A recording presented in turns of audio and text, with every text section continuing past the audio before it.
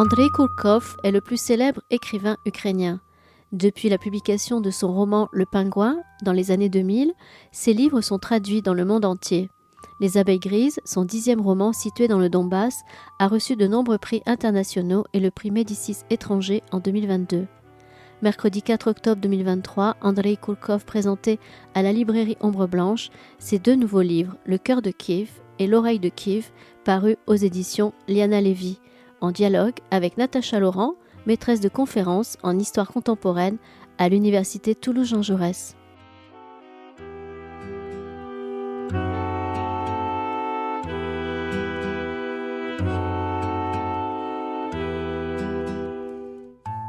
Bonsoir à toutes et à tous et bienvenue pour cette rencontre avec l'une des grandes voix de l'Ukraine d'aujourd'hui, l'une des grandes voix artistiques et politiques de l'Ukraine d'aujourd'hui, qui est Andrei Kourkov.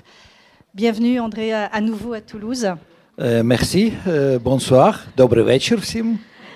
Et Andrei Kourkov est polyglotte, donc il parle entre plein de langues, il parle très très bien le français, ce qui est confortable pour nous tous. Voilà. Bienvenue aussi à son éditrice qui est dans le coin.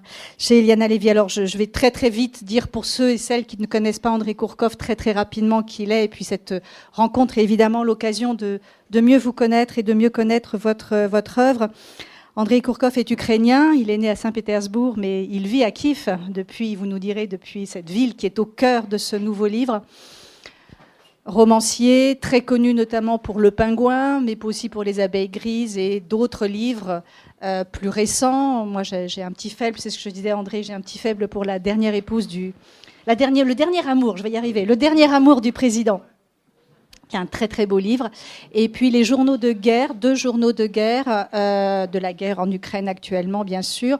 Le premier traduit en français et le second qui est encore disponible uniquement en anglais, mais tous ces livres sont à votre disposition à la sortie. Donc une écriture et une figure très libre, on vient de le dire, et en même temps très engagée dans la liberté de l'Ukraine et dans le combat que l'Ukraine mène aujourd'hui contre l'invasion russe. Donc le nouveau livre de Andrei Kourkov est en 2 volumes, L'oreille de Kiev et Le cœur de Kiev. Donc l'oreille, c'était l'année dernière, et le cœur, le 2e tome, c'est cette année. Un livre très...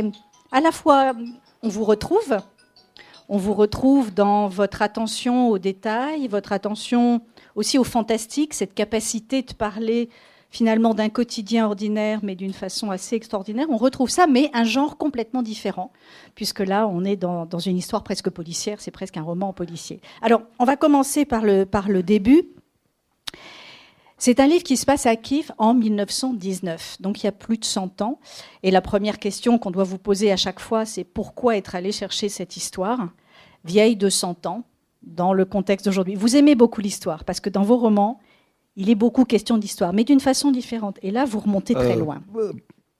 Il y a quelques raisons, en fait. Et on peut dire que j'ai commencé cette série. Il y aura plus de livres sur 1919.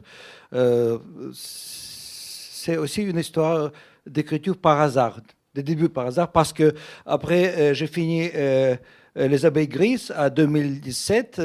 J'ai reçu un coup de téléphone d'une lectrice à Kiev qui m'a demandé mon adresse et elle a dit qu'il a un cadeau pour moi. Et je lui ai donné mon adresse et il m'a ramené une boîte avec des archives originales des VCK, des polices politiques des communes des bolcheviks. Et après, il m'a ajouté encore 2 boîtes parce que les documents partaient à son père qui était un ancien KGB, officier de KGB. Il était mort déjà. Il était en train d'émigrer d'Ukraine. Il vit maintenant en Californie. Et il m'a donné ces documents et j'étais toujours fasciné par l'histoire. En fait, il y a une trilogie et 2 romans sur l'histoire d'évolution des mentalités soviétiques utopiques qui ne sont pas traduits en français, pas encore, mais ils sont disponibles en italien, en allemand et aussi en roman en anglais. Et quand j'ai lu les documents, c'était plutôt les documents écrits à la main, par les gens qui étaient arrêtés, détenus, après peut-être condamnés à mort ou à quelques années dans la prison, il devait écrire, expliquer qu'il n'est pas engagé dans les crimes qui étaient inventés parfois, mais dans cette description de sa routine, j'ai trouvé beaucoup de détails qui étaient vraiment incroyables. Je connaissais beaucoup sur la vie pendant la guerre civile, après la révolution d'octobre de 1917. Mais après, j'ai lu ces documents, je pensais tout de suite que je dois plonger plus profond. Je trouvais encore plus des archives digitalisées, des archives physiques qui existent à Stanford, et chez des gens qui font la collection des textes anciens. Et il faut dire d'abord que cette guerre civile entre 1918, quand l'Ukraine a annoncé son indépendance après la révolution d'octobre, et 1921, quand la Fédération russe, l'armée russe, les bolcheviks ont gagné et transformé l'Ukraine dans une république soviétique, c'était le temps si dramatique comme la situation d'aujourd'hui. En fait, les bolcheviks ont essayé 4 fois d'occuper l'Ukraine.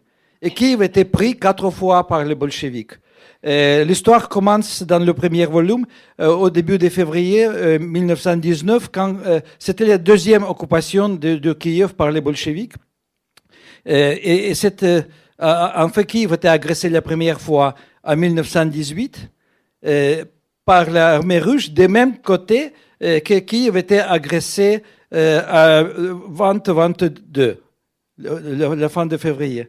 Il y a beaucoup de parallèles, beaucoup de choses qui coïncident, et parfois je pense que c'est pas par hasard, parce que Poutine est un peu fou à propos de l'histoire, les dates, les choses comme ça.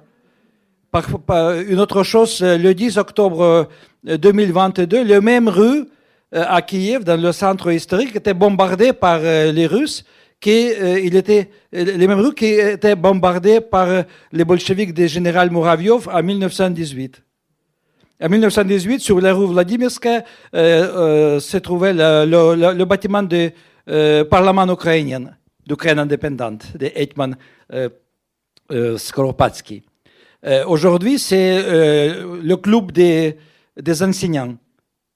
Mais en fait, ce bâtiment était encore une fois pas détruit, mais vraiment touché par les missiles. Il n'avait pas de fenêtres ou de portes. Tout ça. Comme ça, je pense que c'est pas par hasard.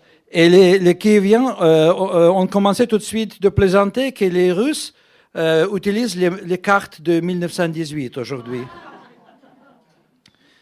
Mais vraiment, Kiev de 1919 et Kiev d'aujourd'hui, c'est 2 villes différentes, 2 sociétés différentes. Et je pensais que c'était très important de montrer la vie très dramatique des Kieviens pendant la guerre civile. Alors, on va en parler plus, mais peut-être revenir pour que tout le monde, puisque l'histoire de cette période est particulièrement complexe, et justement grâce au roman d'Andrei Kourkov, on entre dans cette complexité par un personnage qui est fort sympathique, le Samson que l'on suit, qui a une forme d'innocence, une forme de naïveté. On le suit dans cette Kiev qui est une ville extrêmement violente, où on croise des pillards, des brigands en permanence. Mais peut-être rappeler que l'Ukraine a fait partie de l'Empire russe et que cet empire s'est effondré, il faut le rappeler quand même, pendant la Première Guerre mondiale en 1917, et qu'à partir, comme vous le dites Andrei Kourkov, de 1918, c'est un enjeu considérable. L'Ukraine est un enjeu considérable pour le nouvel État qui lui-même, cet État bolchevique qui n'existe pas encore, qui est en train de se construire. Voilà, donc c'est ça que je voulais juste rappeler pour que les choses soient claires, parce que 1919, c'est pas fini, hein. C'est pas fini. Oui, mais ce n'était pas le début des vies indépendantes d'Ukraine, parce que jusqu'à 1654, l'Ukraine était un territoire indépendant très intéressant parce que c'était le territoire, le pays sans frontières fixées parce que toutes les frontières étaient lignes de front avec la Pologne, avec Russie contre les Turcs, avec des Tatars de la Crimée contre les Polonais et tout ça. Et en 1654, Hetman a une autre chose. La Russie était toujours monarchie. Il y avait toujours la famille royale. Comme ça, pour les Russes, à l'époque et aujourd'hui, la stabilité est plus importante que la liberté. Ukraine avait jamais une famille royale. Les hetmans, qui étaient les chefs d'armée et les chefs d'État, il était élu, il était choisi pendant les rencontres des Cosaques, des aristocraties d'élite cosaque. Et quelques semaines après quelqu'un était élu, il y avait déjà des intrigues pour le remplacer avec quelqu'un d'autre. C'est-à-dire que c'est l'esprit anarchique, individualisme total, et les gens étaient habitués que chacun peut faire la différence dans la politique du pays, du territoire. Et en 1654, Hetman Bogdan Khmelnytsky a demandé le tsar russe à le aider dans la guerre contre la Pologne. C'était le début des fins d'indépendance ukrainienne. Le début de la conquête, donc on est au XVIIe siècle, oui. Le début de la conquête de l'Ukraine, qui ensuite est poursuivi par Catherine II au XVIIIe siècle, et ensuite l'Ukraine est intégrée dans cet empire. Oui. Donc ce qui se joue en 1919, c'est une guerre d'indépendance. Oui, c'est la continuation des guerres d'indépendance. C'est la continuation des batailles de Poltava de 1709, quand Pierre le Grand a gagné dans la guerre contre Hetman Mazepa et l'armée suédoise qui soutenait les Ukrainiens avec son roi Charles XII. Alors, ce qui est vraiment intéressant dans votre roman, c'est qu'il est complètement en adéquation avec l'historiographie aujourd'hui de ce pays, puisque pendant longtemps, et d'ailleurs la légende bolchevique a fait beaucoup pour ça, on a dit que la guerre civile, c'était les Blancs contre les Rouges. Autrement dit, les révolutionnaires contre les contre-révolutionnaires. Et dans votre roman, on voit très bien que c'est beaucoup plus compliqué que ça. Et que la guerre civile, ce n'est pas juste des rouges contre des blancs. Mais oui, c'était rouge contre les blancs en Russie. Oh, c'est ça. C'est toujours beaucoup plus simple en Russie. On est d'accord. En Ukraine, il y avait 6 armées qui se battaient une contre l'autre. Il y avait 3 armées ukrainiennes. Parce qu'il y avait 2 mouvements ukrainiens politiques. Hetman Skoropadsky, qui était pratiquement le chef d'État qui a annoncé l'indépendance, il s'envisageait en fait une confédération avec la Russie. Il pensait que c'est possible de coexister avec la Russie, mais son opponent, Simon Petlura, c'est un autre politicien, poète, essayiste et un homme très intéressant. Il avait une armée et il était contre Hetman Skoropadsky parce qu'il disait toujours que l'Ukraine doit se séparer de Russie et être un pays complètement indépendant. Et bien sûr, l'armée la plus grande du monde, l'armée anarchique de Nestor Makhno, était aussi créée par Nestor Makhno en Ukraine avec 35 000 soldats. Et les anarchistes parfois aidaient une armée, parfois aidaient l'autre armée, et ils finissaient avec être les satellites de l'armée rouge. Mais aussi, avant la 4e tentative des bolcheviks à occuper l'Ukraine, Kiev était contrôlé par l'armée polonaise. Voilà. Qui sont toujours très proches. Alors, revenons on va poursuivre et on va revenir peut-être un peu plus au livre et à vos personnages qui sont très attachants. Le fameux Samson, jeune étudiant, qui souffre beaucoup. On va pas raconter l'histoire, je vais pas dévoiler l'histoire. Si vous n'avez pas lu L'Oreille de Kiev, il faut le lire, bien sûr, mais qui est victime de la situation politique, y compris dans sa chair. Il souffre et en même temps, en le suivant, vous nous montrez qu'il faut continuer à vivre, donc il trouve des moyens pour continuer à survivre, même continuer à aimer, puisqu'il rencontre Nadiejda, et c'est un grand amour avec Nadiejda, et vous montrez à quel point les engagements des uns et des autres sont compliqués, parce que Nadiejda, elle est bolchevique, enfin elle est du côté des bolcheviques. Elle est enthousiaste, oui. C'est ça, c'est une enthousiaste, comme on dit en russe. Donc ces personnages nous permettent aussi d'entrer dans cette complexité. en suivant Samson, Nadjda et puis tous ceux qui les entourent, parce qu'ils sont tous complexes, ces personnages. Oui, je suis d'accord. Vous êtes d'accord avec... Je suis d'accord. Non, mais... En fait, le début du premier livre est bien sûr est aussi violent. Très violent. C'est la scène des pogroms quand le père de Samson est tué par un Cosaque et l'autre Cosaque essaie de tuer Samson mais coupe son oreille. Coupe son oreille, c'est pour ça qu'il s'appelle l'oreille de Kiev. Mais Samson retrouve l'oreille et garde l'oreille et après il est surpris à comprendre que l'oreille reste en vie et en fait il continue à attendre ceux qui attendent l'oreille aussi si l'oreille est loin de lui. Il en fait un outil en fait de cette oreille, un outil magique, enfin très très particulier, qui lui permet d'entendre à distance des conversations, des épisodes, etc. Et ce qui l'aide dans son travail. Voilà. Oui, mais c'est vrai pour les Kieviens de cette époque, comme aussi pour les Kieviens ukrainiens après la chute de l'Union soviétique, la priorité était à survivre parce qu'ils ne comprenaient pas la situation, il n'y avait pas de règles. C'était très dangereux à dehors, c'est-à-dire les gens se cachaient dans les appartements, mais aussi là, c'était très dangereux parce que les soldats de l'armée rouge avaient le droit d'entrer et rester à vivre dans les appartements des gens qui sont encore là. Là, il y a on voit très très bien tous les problèmes de logement, tous les problèmes de réquisition, toutes ces, parce que Samson est victime de ça aussi en même temps. Donc ça, cette question de... C'est pour ça que la couverture des deux livres est rouge. C'est le rouge des bolcheviks, mais c'est aussi le rouge du sang. Oui. Parce que le sang est très présent, en fait. C'est quand même un livre où on est au cœur de la violence de cette période.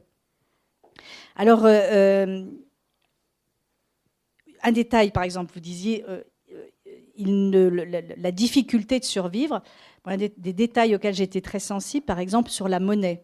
Dans quelle monnaie on fonctionne. Voilà. Alors, vous expliquez ça très bien. Et alors, il faut suivre. Il y avait 4 ou 5 devises différents parce qu'en 1918, le gouvernement ukrainien a produit des banknotes, des monnaies en papier ukrainien.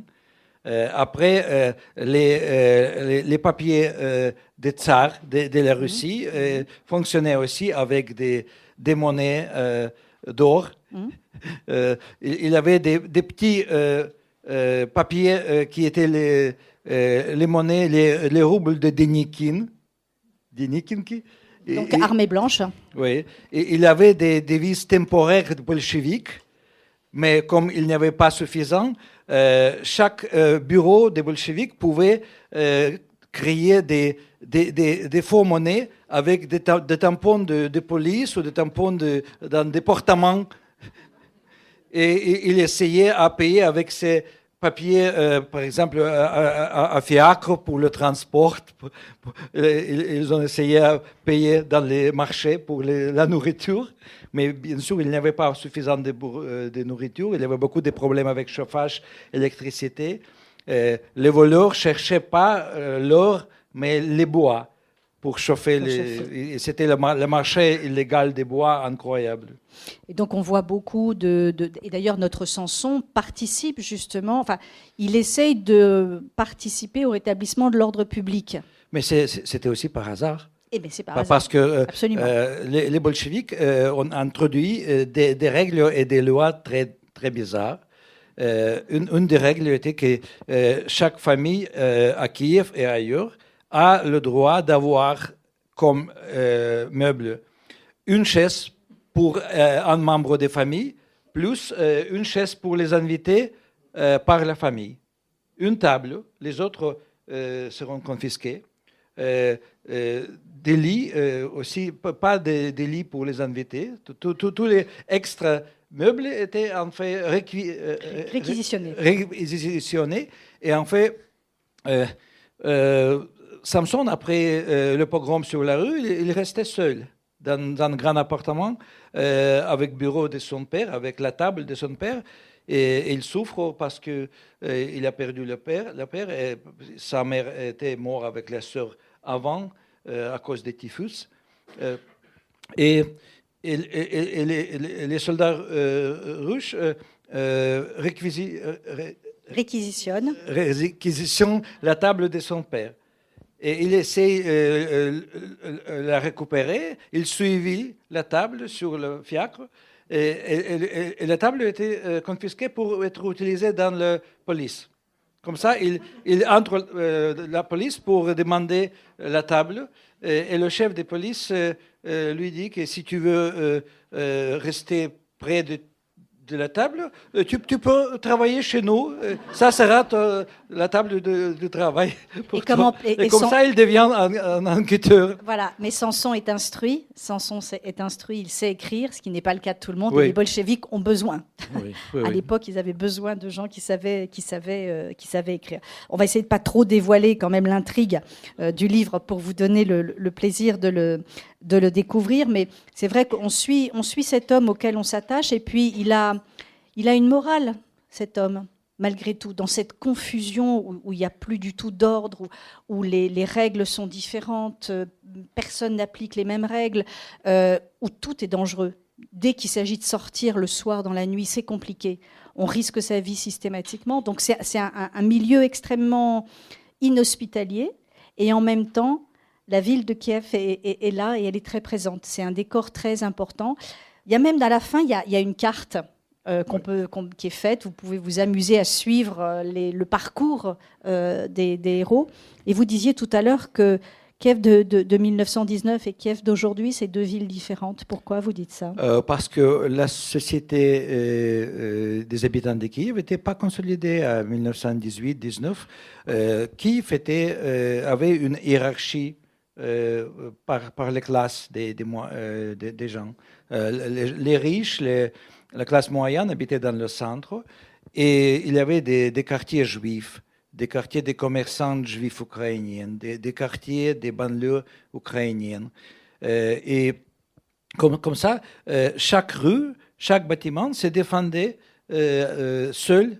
C'est-à-dire qu'il y avait des détachements de défense, soit défense.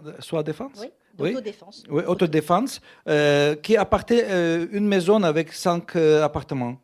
Et une autre chose, les Kieviens enlever les noms des rues et les numéros des maisons pour pas être trouvés soit par les bandits, soit par les VTK.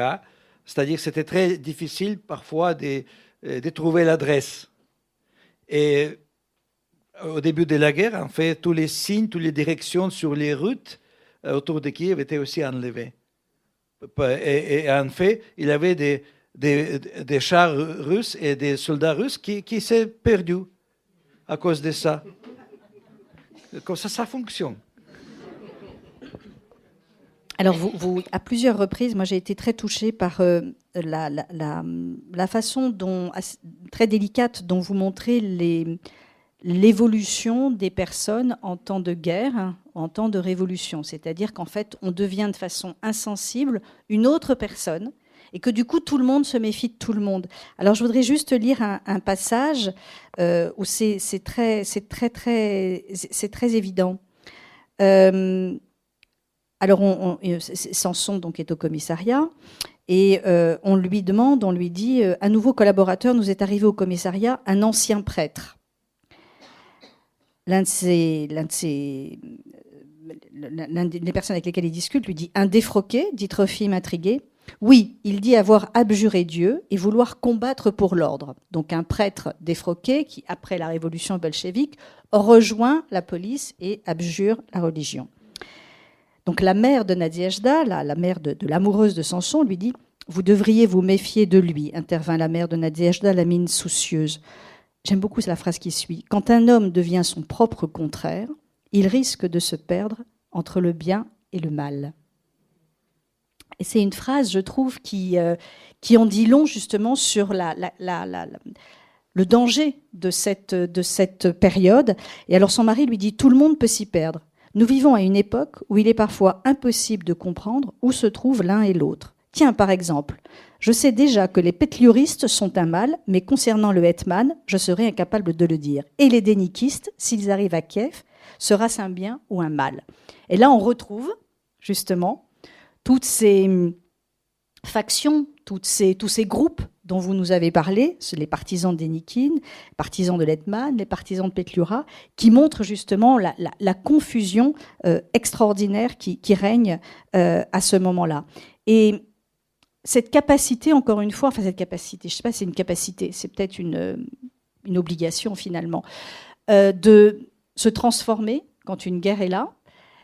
Et c'est ce que Samson observe autour de lui. Il voit les gens de Kiev changer, parfois dans un mauvais sens, rarement dans le bon quand même. Donc la population change aussi avec la guerre. Oui, mais en 1918, aussi la population était fractionnée, divisée, et la majorité n'essayait pas à prendre les côtés, c'est-à-dire se soutenir une force.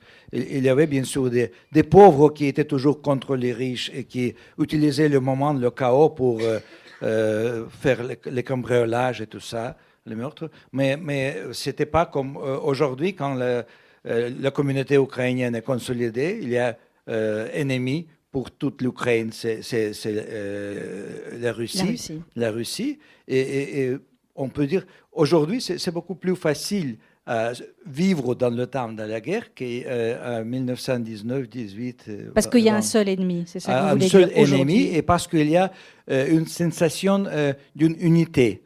Unité des Kieviennes, unité des Ukrainiennes. Une unité d'une nation, en fait. Oui, c'est ça. Nation. Il y a un sentiment national aujourd'hui très fort qui, à l'époque, n'était pas... Oui, il n'y avait pas de nation en 1919. Elle s'est construite au XXe siècle. Oui. La nation ukrainienne, disons, peut-être que la construction nationale s'est achevée au XXe siècle. Elle avait commencé plus tôt, mais elle s'est achevée au XXe siècle. Alors moi, je voudrais vous poser une question sur la langue. Parce qu'évidemment, on lit le texte en français. Il est traduit du russe par l'éditeur. Mais d'abord, dans quelle langue parlent vos personnages, à votre avis ? Quelle langue ils parlent, vos personnages ? Ils parlent russe ? Dans l'origine ? Dans votre tête, je ne sais pas, comment vous les voyez ? Ils parlent quelle langue ? Ukrainien ? Ils parlent russe et ukrainien. Et on passe d'une langue à l'autre ? Oui, parce qu'il y avait toujours des gens qui parlaient toujours ukrainien, il y avait des gens qui parlaient russe, il y avait beaucoup de Polonais à Kiev dans les années 1920. C'était une communauté très importante qui n'existe plus. Il y avait des Juifs. Donc le yiddish aussi. Yiddish a été utilisé. En fait, dans les archives que j'ai reçues, il y a des documents des gens, des cartes d'identité, des passeports, où les mots, par exemple, nom et prénom, sont écrits en 6 langues en Ukraine.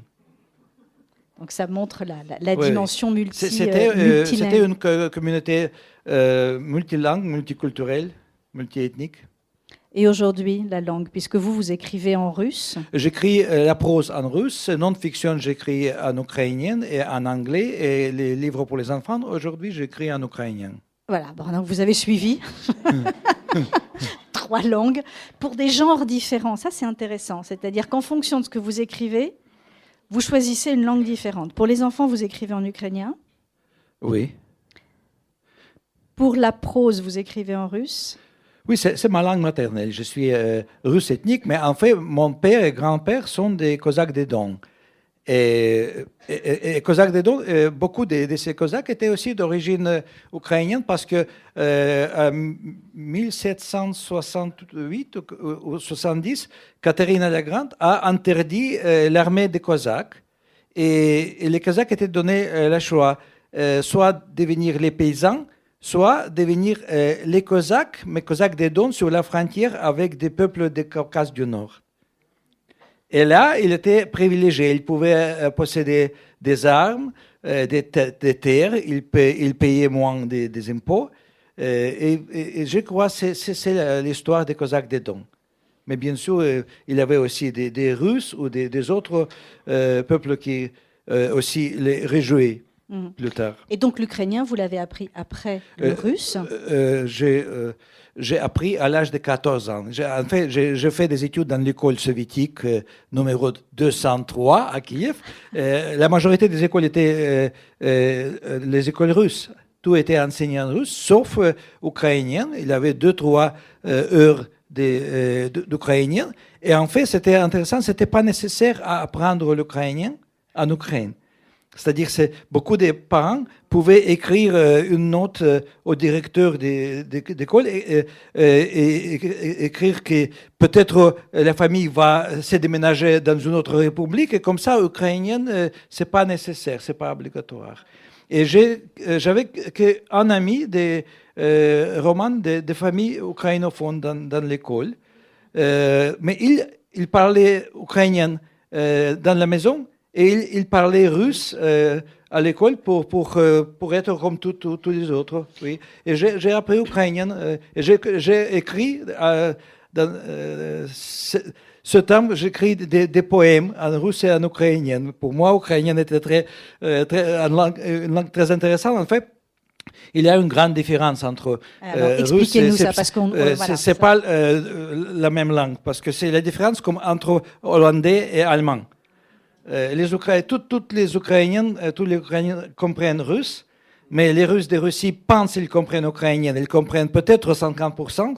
Les russophones ukrainiens qui ne parlent pas ukrainien, ils comprennent peut-être 80%, mais il y a aussi des mots qui ont le sens contraire. Mais ils sont les mêmes. Des faux amis. Ouais, parce que oui, des faux amis, comme pour moi, le couple des mots préférés, c'est urodливый et вродливый. C'est urodливый, c'est abominable. Abominable en russe. Et вродливый, c'est belle. Ça, c'est un sacré faux ami, ça. Hein. Vous êtes belle. Comme ça, bien sûr, c'est deux langues différentes, mais la langue ukrainienne était toujours suppressée. C'est-à-dire, la première fois, c'était Pierre le Grand, 11 ans après la bataille de Poltava, il a signé le décret à interdire la publication des textes religieux en ukrainien. Et il a aussi dit à enlever tous les textes qui déjà existaient des églises sur le territoire ukrainien. Et Ekaterina la Grande, elle a interdit à enseigner en ukrainien dans l'université la plus vieille de Kiev, qui est Mogyla Academy. Et il y avait plus que 40 lois contre la langue ukrainienne, contre la culture ukrainienne, contre le théâtre en ukrainien et tout ça. Comme ça, c'était toujours une langue agressée, parce que je pense... il y a aussi une grande différence entre la mentalité russe et la mentalité ukrainienne. J'ai déjà parlé de monarchie et des élections des Hetman, mais en fait, oui, la mentalité russe, c'est une mentalité collective. Et c'est-à-dire que les gens pensent que ils disent ce qu'ils ont dit, et le tsar est responsable, c'est-à-dire qu'il n'y a pas de responsabilité, pas du tout. Et les Ukrainiens étaient toujours individualistes. Et pour ça, il était puni beaucoup de fois dans l'histoire. Au début de l'époque soviétique, pendant la campagne de collectivisation, les paysans ukrainiens ne voulaient pas rejoindre les kolkhozes. C'était la raison pour la première déportation des paysans ukrainiens en Sibérie. Après, Holodomor, c'est la famine artificielle, c'était aussi créé pour casser cette mentalité individualiste. Et un moyen pour assimiler les Ukrainiens, c'était la russification. Parce que si tu changes la langue, tu perds la connexion avec la terre, avec ton histoire, avec ta culture. Parce que l'identité est faite de 3 éléments. C'est la langue, la culture et l'histoire. Et cette russification dont vous parlez, c'est évidemment très important. C'est-à-dire que la situation linguistique qui est la vôtre, elle est héritière de 300 ans de politique de russification. Oui. Mais aussi des derniers 100 ans aussi, parce que avant 1934, Kharkiv était la capitale d'Ukraine, et c'était une ville ukrainophone. après la Deuxième mondiale, la ville est devenue russophone. Absolument. Parce que Et aujourd'hui, la majorité, les jeunes parlent ukrainien déjà, mais la majorité des habitants jusqu'à aujourd'hui parlent que russe. Alors, cette politique de russification, il ne faut pas imaginer qu'elle était spécifique pour les Ukrainiens. Elle s'étendait, ça a été la même chose dans l'Empire russe à l'égard des autres minorités, les Finlandais, les Polonais, les Baltes, etc. Mais à l'égard des Ukrainiens, elle a été particulièrement agressive parce qu'elle a été aussi dirigée contre ce que les Russes imaginaient et imaginent encore aujourd'hui être du nationalisme ukrainien. Oui, dans les années 80, j'ai travaillé comme éditeur de la maison d'État, de maison d'édition d'État. Et je me souviens que si quelqu'un a parlé ukrainien dans la rue de Kiev, les autres pensaient qu'il est soit un nationaliste ou un paysan.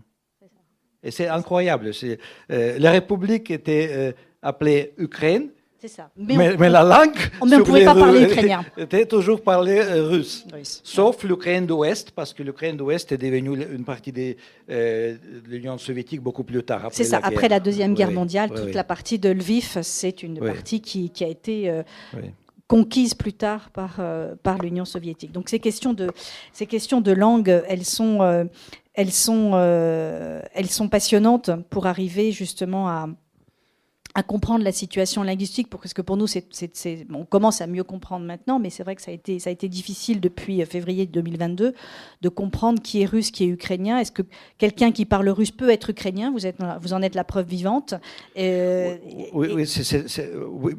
Pour moi, chaque citoyen d'Ukraine est un Ukrainien. Voilà, c'est-à-dire, quand on a dit un Ukrainien dans le temps soviétique, on a parlé d'ethnicité, d'origine.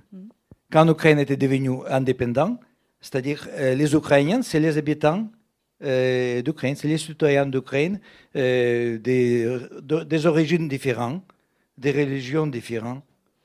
Et je suis ukrainienne, on peut dire d'origine russe, mais je suis ukrainien. Et je suis individualiste. Et pour moi, liberté est plus importante que stabilité. C'est ça. Et c'est la liberté de l'Ukraine qui fait que... Et puis le projet démocratique aussi de l'Ukraine, c'est ce que vous avez dit. C'est ça qui fonde aujourd'hui ce sentiment national ukrainien. Alors,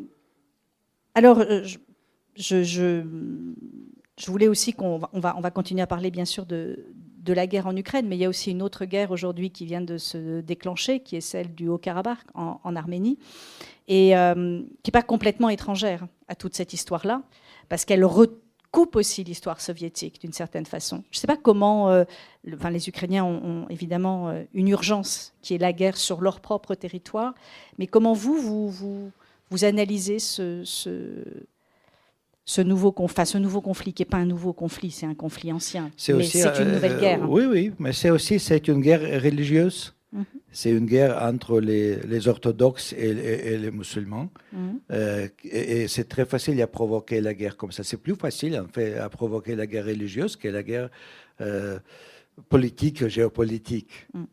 Mais bien sûr, on suivit qu'est-ce qu'il passe à Karabakh. Et bien sûr, c'est une centaine de mille des Arméniens qui quittaient Karabakh. C'est une tragédie. Mais aussi, la Russie s'engageait dans cette situation. Absolument. Parce que la Russie a soutenu l'Arménie pendant l'existence des républiques arméniennes de Karabakh. Et après, la Russie a décidé de jouer un jeu pour punir l'Arménie. Mais c'est comme un échec, parce qu'il y a Erdogan, qui est aujourd'hui un ami d'Ukraine. Il essaie de créer pas le monde russe, mais le monde turc, avec Kyrgyzstan, jusqu'à Kyrgyzstan, frontière et Chine. Et Azerbaïdjan, c'est un pays très important pour le monde turc. Et comme ça, en fait, c'est on peut dire deux dictateurs joués pour montrer la possibilité des deux pays dans les combats géopolitiques. Et les gens sont les victimes. En fait, c'est 100 000 Arméniens sont les victimes des jeux. C'est vraiment une guerre artificielle, mais c'était aussi avant une guerre artificielle. Oui, oui. Alors, je voudrais revenir à vos livres et puis à la langue, tout à l'heure on discutait avec votre éditrice et les livres d'André Kourkov ont un grand succès en France, notamment Les Abeilles Grises. Bon, on comprend pourquoi. Et du coup, je vous posais tout à l'heure la question en privé, mais je vais vous la reposer en public parce que la réponse est passionnante. C'est est-ce que vos livres sont diffusés en Ukraine? Et si oui, sous quelle forme? Voilà, est-ce qu'on les trouve ou pas? Oui. Est-ce qu'ils ont du succès? Je ne pense pas qu'ils ont le succès, parce que je n'avais jamais beaucoup de critiques dans la presse, parce que je suis russophone. Et bien sûr, pour la société ukrainienne, la renaissance de la littérature ukrainienne, qui est pas très intéressante, très européenne, très dynamique, est beaucoup plus importante, parce que moi, je suis comme un atavisme un peu. Parce que la russophonie en Ukraine, c'est pas la présence de nationalités, de minorités russes nationales. Il n'y a pas de minorités russes. Il y a un phénomène social, russophonie, comme atavisme de l'époque soviétique, quand le russe était une langue interethnique.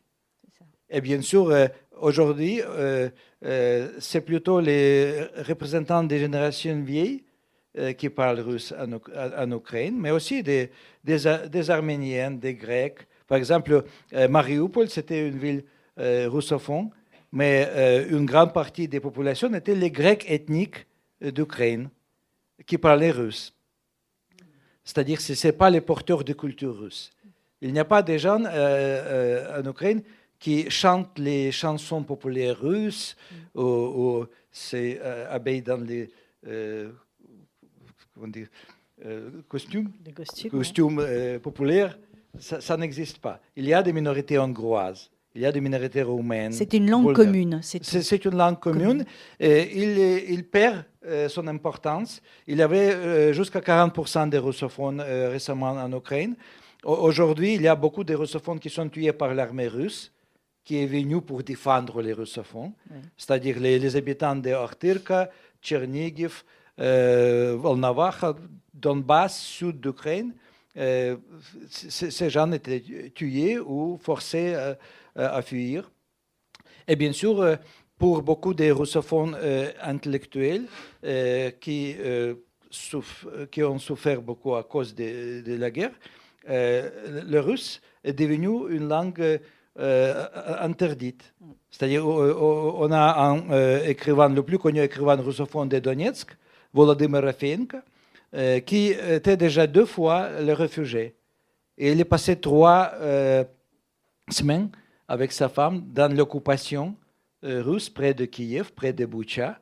Et après, il a dit qu'il n'écrira jamais un mot en russe après ça.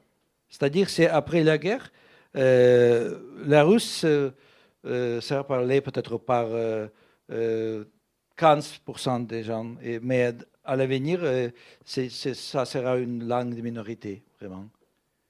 Mais bien sûr, aujourd'hui, à cause de la guerre, la majorité des librairies ne veulent pas vendre les livres en russe, aussi s'ils sont écrits par les écrivains et les poètes ukrainiens russophones.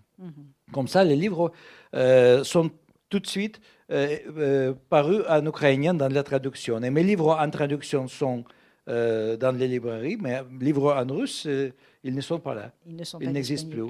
Et aussi le journal d'invasion était publié qu'en ukrainien. Il n'y a pas, et je pense qu'il n'y aura pas de version russe. Parce que le russe est devenu la langue de l'agresseur. Oui, c'est la langue de l'ennemi. Et ça n'est rien d'autre. Oui, et j'ai pensé, je m'évoquais mon enfance à l'âge de 11 ans. On m'a demandé à l'école à choisir quelle langue étrangère je veux apprendre, allemand ou anglais. Et j'ai dit, je n'apprendrai jamais allemand parce que les Allemands ont tué mon grand-père. J'ai appris l'allemand à l'âge de 37 ans parce que mon éditeur suisse allemand m'a demandé à apprendre allemand pour faire les rencontres en Allemagne. Et j'ai des amis, beaucoup d'amis allemands aujourd'hui, mais ça signifiait qu'en fait, après la guerre, je crois, il y aura 20, 30, 40 ans d'animosité, des murs psychologiques, linguistiques entre la Russie et l'Ukraine. Après les atrocités à Boutcha, dans les autres régions, à Kherson et tout ça. Bien sûr, la langue russe est désormais une langue. La langue signifie qui signifie la guerre, qui signifie la violence, qui signifie l'invasion, Oui. qui signifie la souffrance, et donc elle ne peut plus être, on le comprend parfaitement, elle ne peut plus être une langue de communication. C'est pas possible. Elle n'est plus neutre. Voilà, c'est Oui. plus une langue neutre. C'est pas possible. Eh bien, on vous remercie. Peut-être que maintenant, on va passer aux questions. Vous avez sûrement beaucoup de questions à poser à Andrei Kourkov, soit sur son œuvre, soit sur la situation en Ukraine, puisque tout se mélange, comme vous l'avez compris. Peut-être on peut dire encore 2 mots sur le roman Le corps de Kiev. Ah, le cœur. Oui, parce Le que cœur. Parce Parce que que moi, j'ai parlé ici, de- l'histoire, j'ai utilisé beaucoup de détails des vies quotidiennes à Kiev en 1919, mais l'histoire est inventée. Et dans le deuxième, il y a une vraie histoire sur le trafic de viande illégale, mais illégale à cause des lois À cause des lois bolcheviques. parce que Qui sont absurdes. les bolcheviks ont introduit une loi qu'un homme peut posséder un cochon, mais n'a pas le droit de l'abattre ou manger ou vendre la viande. C'est-à-dire la viande, et la cuir, tout ça, appartient à l'État, mais pendant la vie des cochons, on peut le posséder. Voilà, on peut l'engraisser chez soi, mais quand il Oui. s'agit de le tuer et de le manger, non, c'est une propriété socialiste, comme on Oui. disait en Union soviétique. Et il y a 2 amis qui étaient arrêtés parce que échangeait un cochon pour le sel et l'autre lui aidait à battre le cochon. C'est-à-dire qu'il était vraiment condamné à 3 ans de prison chacun.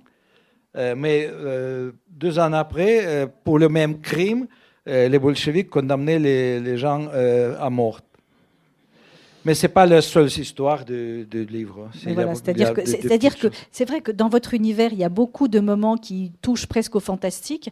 Et en fait, les lois bolcheviques, à certains moments, sont tellement arbitraires qu'il y a parfois quelque chose de presque surréaliste dans certaines lois bolcheviques, notamment de cette période-là. Donc effectivement, voilà, cette loi-là, elle existe vraiment et vous n'avez rien inventé sur ce point-là. Et maintenant, les questions. Les questions, allez-y. Je vous apporte le micro. Ou des remarques, ou bien... Merci, monsieur, de votre présence très chaleureuse et c'est un grand plaisir de vous entendre. Moi, j'avais une question. J'ai lu dans le journal d'une invasion et je crois vous avoir entendu dire aussi dans une interview à la télévision que pendant cette période de guerre, vous aviez abandonné l'écriture de fiction, que ça vous était difficile de revenir à la fiction et que vous écriviez plutôt des articles sur la situation. Alors, apparemment, avec le cœur de Kiev, vous revenez à la fiction et je voulais savoir comment ça s'est passé pour vous, ce choix. Le cœur de Kiev était fini avant l'invasion. Ah, c'était fini Oui, aussi en avant. fait, j'écrivais le 3e roman D'accord. sur Samson et Nadezhda au début de la guerre, mais j'ai arrêté et j'ai essayé quelquefois à reprendre l'écriture. Je n'ai pas réussi, mais je passais l'été dans notre village près de Kiev et à Kiev. Et là, il y a 2 mois, j'ai réussi à reprendre le roman. Et maintenant, j'écris aussi des articles, mais aussi j'écris le 3e roman. Oui. C'est la suite de cette histoire, oui. Mais c'est vrai, beaucoup de mes collègues aussi ne pouvaient pas écrire la prose, la fiction, et c'était que les poètes ukrainiens qui continuaient. Parce qu'en fait, la poésie est devenue très importante pour les gens, parce que la poésie, c'est les textes émotionnels qui chargent les gens avec espoir, avec des émotions positives. Et la prose, il faut avoir le temps, le silence, la concentration. C'est impossible de se concentrer quand tu cherches les nouvelles des fronts, quand tu essaies de comprendre qu'est-ce qu'il passe. Oui. Bonjour, доброго дня. Slava Ukraini. Героям слава. Merci beaucoup pour votre talent. Merci beaucoup pour pouvoir... Enfin, je pense que le fait qu'il a tant de personnes dans cette salle et le fait que vous parlez d'Ukraine, mais aussi... merci beaucoup pour cette présentation de l'Ukraine à travers le monde et dans le monde entier. Je souhaiterais vous poser la question un peu politique. On sait que Poutine, il utilise beaucoup tous les outils possibles dans cette guerre. Et la culture russe, y compris, dans plusieurs cas, il l'utilise en tant qu'outil de guerre. Je souhaiterais savoir quelle est votre vision, quelle est votre position sur quelle attitude on devrait prendre par rapport à la culture russe. Est-ce que le temps de guerre, elle doit être mise en pause, pas mise en pause? Quelle est l'attitude on devrait prendre? Merci. Merci. Quelle attitude? Le directeur d'Ermitage, le musée à Saint-Pétersbourg, dans son interview il y a quelques mois, a dit que l'export des cultures russes, c'est une partie d'opérations spéciales. C'est-à-dire la Russie a investi millions et millions de dollars dans la promotion des cultures russes partout dans le monde. Si vous vous souvenez, en 2005, le pays invité, l'invité d'honneur sur le salon du livre à Paris était la Russie. 2-3 ans après, l'invité d'honneur était Saint-Pétersbourg. Et tout ça était payé par l'État. Et bien sûr, aujourd'hui, on comprend que, en fait, cette fascination avec la culture russe créée par la promotion d'État de culture russe était instrumentalisée aussi pendant cette guerre, parce que beaucoup de gens, à cause des promotions, ont commencé à apprendre le russe. Ils sont devenus russophiles. Et après, ils ne pouvaient pas accepter que la Russie est coupable des crimes comme à Boutcha et partout. Et pour moi, aujourd'hui, la culture russe n'existe pas. Il y a des écrivains russes qui quittaient la Russie avant la guerre, il y a beaucoup d'années, comme Vladimir Sorokin, Mikhail Shishkin, qui écrivent des textes pour soutenir l'Ukraine, qui sont considérés les ennemis, les traîtres en Russie. Cette partie de culture russe, je peux accepter, mais en fait, j'ai perdu aussi intérêt, on peut dire, à cette section des cultures, parce que je ne sais pas quel avenir on peut envisager pour la culture russe après la guerre. Parce que la Russie n'a jamais dit que nous sommes coupables, nous avons fait quelque chose de mal. Aujourd'hui, il y a des nouveaux monuments à Staline. L'organisation qui fait des recherches sur les destins des victimes de Staline, des goulags, et Mémorial est interdit. C'est-à-dire le bureau des Mémorial aujourd'hui se trouve à Paris. C'est-à-dire, on peut dire qu'on peut mettre cette culture dans les archives pour 20 ans, pour 30 ans. Il y a des choses qui peuvent être montrées dans les musées. Mais ce n'est pas une culture en vie aujourd'hui.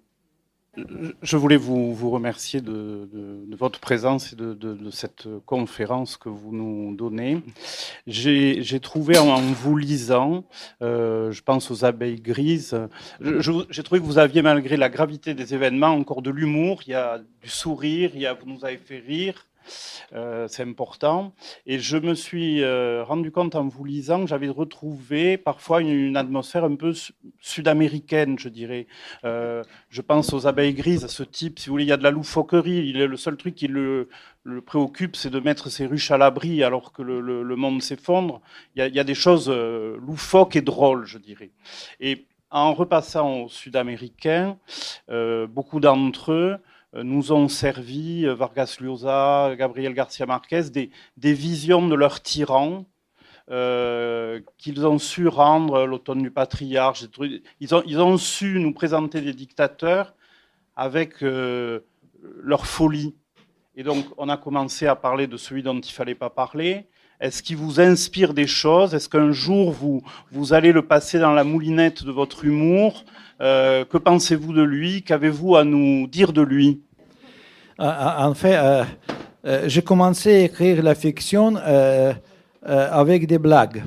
Parce que j'ai mon frère aîné qui est 7 ans plus âgé, qui s'appelle Misha, comme le pingouin. Et il était un dissident anti-soviétique et avec ses amis, il s'est fermé souvent dans notre cuisine du petit appartement soviétique pour échanger les blagues et boire le porte. Et j'adorais ces blagues et j'ai commencé à inventer des blagues différentes. Et 2 fois, on a participé dans le concours des raconteurs de blagues illégales sur la Crimée. Et une fois, j'ai gagné avec mes blagues. C'était le début de ma prose. C'était 1978, 19, 20, 80. Comme ça, j'adorais toujours l'humour noir. Et j'ai regardé la vie toujours avec des yeux un peu, comment on dit, pas ironiques, cyniques. Et normalement, j'étais toujours provoqué par la vie à écrire les histoires que j'écris. Parce que les situations toujours étaient drôles et bizarres dans le temps soviétique et après la chute de l'Union soviétique. Si on parle des dictateurs, oui, les dictateurs ukrainiens étaient aussi très, très surréels. Parce qu'il n'était pas le dictateur. C'est impossible d'être un dictateur en Ukraine. Parce qu'il y a une ancienne tradition en Ukraine que les gens n'ont pas aucun respect pour le pouvoir, pour les politiciens, pour les chefs d'État. Parfois, je pense que les Ukrainiens choisissent un président pour le détester. Nous aussi. Oui, nous aussi. Je ne sais pas si j'ai répondu. Non, j'attends un livre, un récit sur le dictateur russe. Le dictateur russe est triste et simple. C'est-à-dire c'est plutôt sur zoologie, biologie. C'est pas sur les choses intellectuelles. C'est quelqu'un qui veut rester dans l'histoire, dans les manuels scolaires des Russes, comme quelqu'un qui made Russia great again. C'est la raison pourquoi il aime M. Trump. En fait, je peux m'imaginer que ça sera drôle si les deux, Trump et Poutine, se trouvent sur une île et doivent rester là pendant des semaines.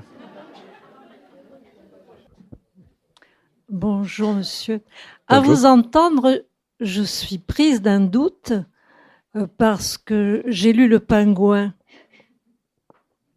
que j'ai beaucoup aimé, mais alors, Le Pingouin, les discours, il s'agit de quel pays? Le Pingouin était écrit en 1995, après la chute de l'Union soviétique, et c'était l'époque, on peut dire, sans pays. C'était les ruines de l'Union soviétique où les gens essayaient de survivre, où il n'y avait pas de règles, il n'y avait pas de police.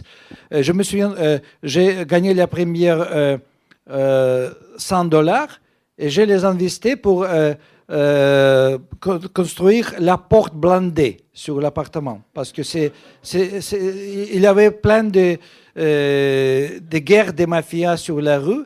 Et si tu avais des problèmes, tu devais aller aux gens des mafias parce qu'ils étaient aussi les juges.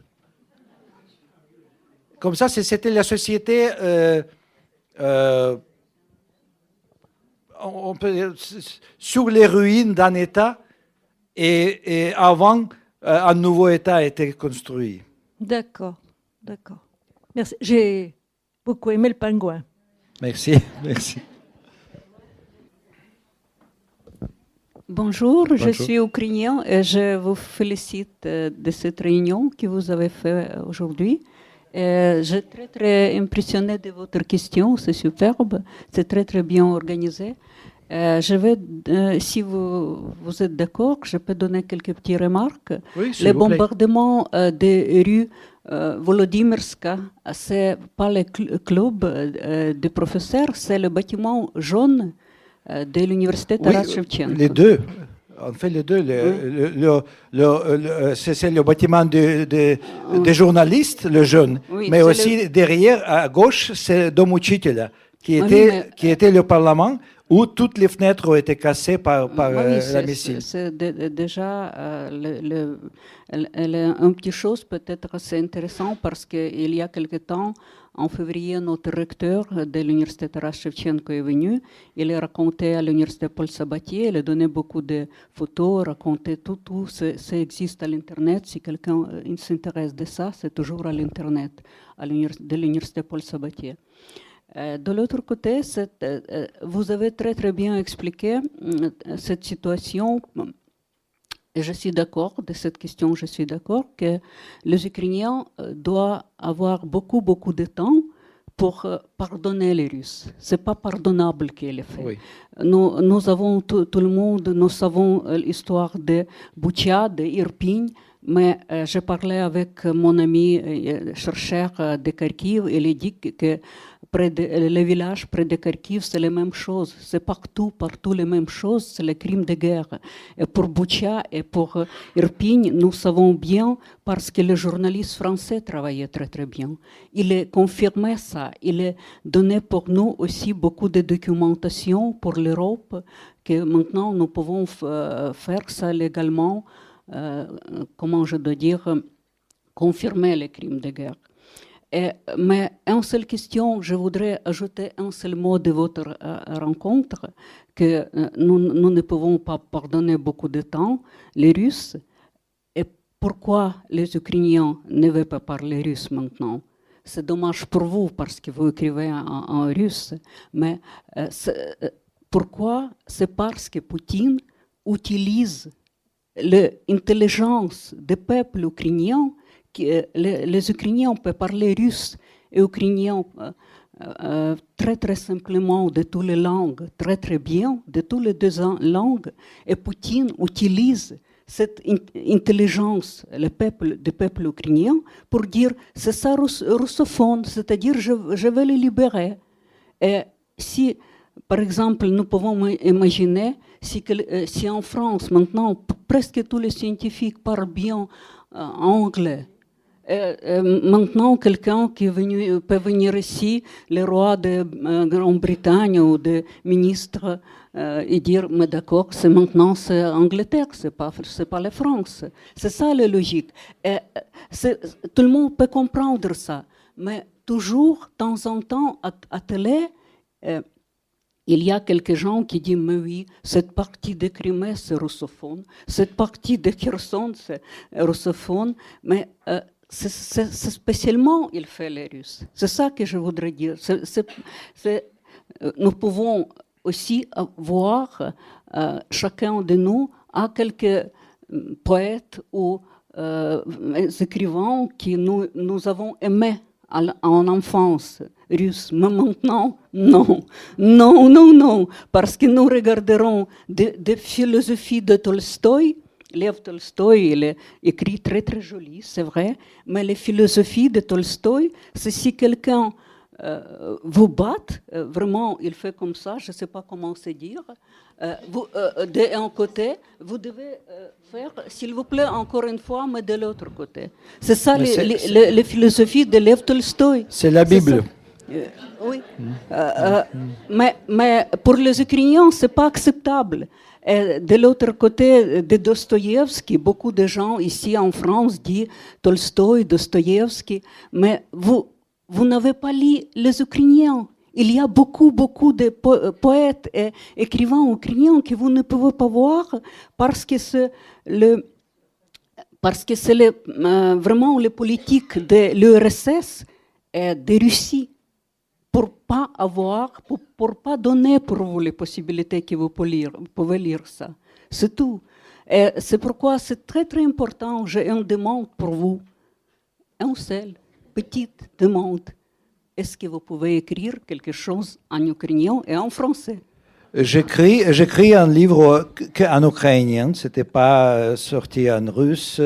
C'est sur l'histoire d'organisation Emmaus International sur Abbé Pierre, pour les lecteurs ukrainiens. Merci beaucoup. Et j'écris quelques livres pour les enfants en ukrainien. Merci Je beaucoup. dis ça, oui. Oui.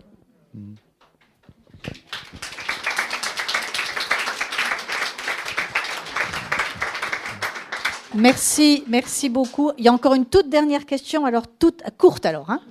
Доброго вечора. Добрый Слава вечер. Україні теж. Слава Україні, gloire à l'Ukraine. Normalement, on répond gloire aux héros. Героям слава. Du coup, on parlait de culture, on va rester sur la culture. Et la dame, effectivement, elle faisait remarquer que les Français, on connaît, pardon, moi aussi je suis française, on connaît très peu des auteurs ukrainiens. Il y en a beaucoup. Taras Shevchenko, qui est sur des classiques, Kostenko, enfin bon, bref.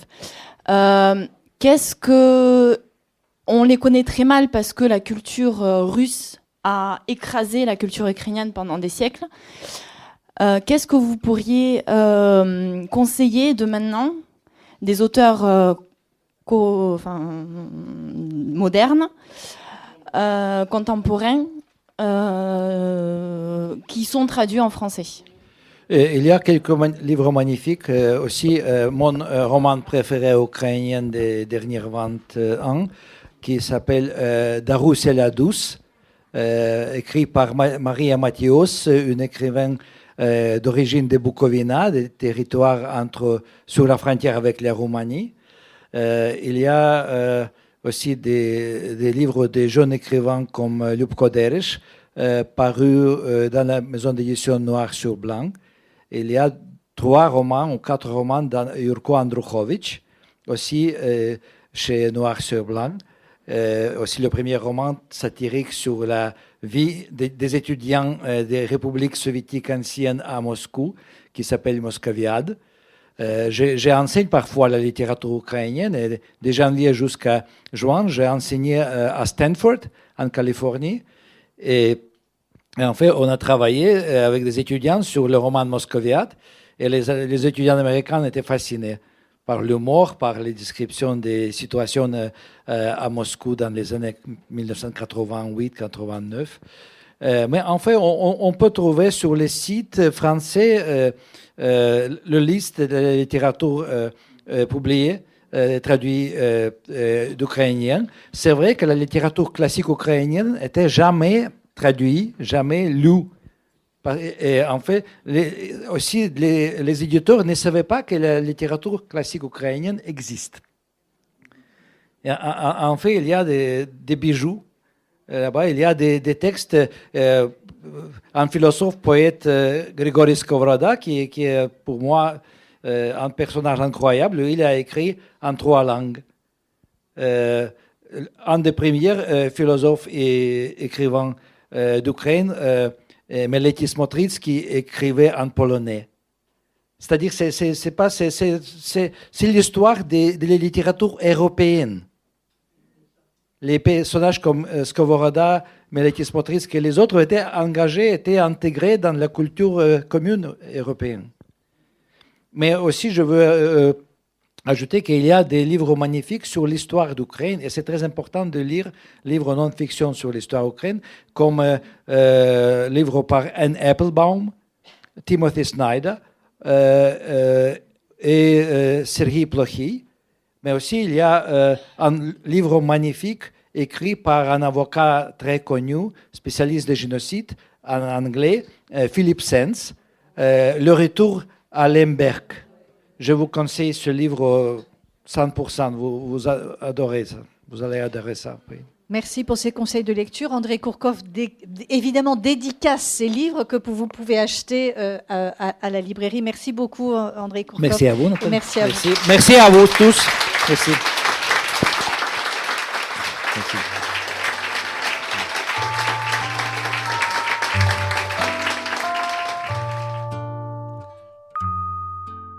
Les livres d'Andrei Kourkov, Le cœur de Kiev et l'oreille de Kiev, sont publiés aux éditions Liana Levy. Vous venez d'entendre une rencontre avec Andrei Kurkov, enregistrée à la librairie Ombre Blanche, mercredi 4 octobre 2023, réalisée et mise en onde par Radio Radio en partenariat avec Radio Radio Plus et Radio Terre.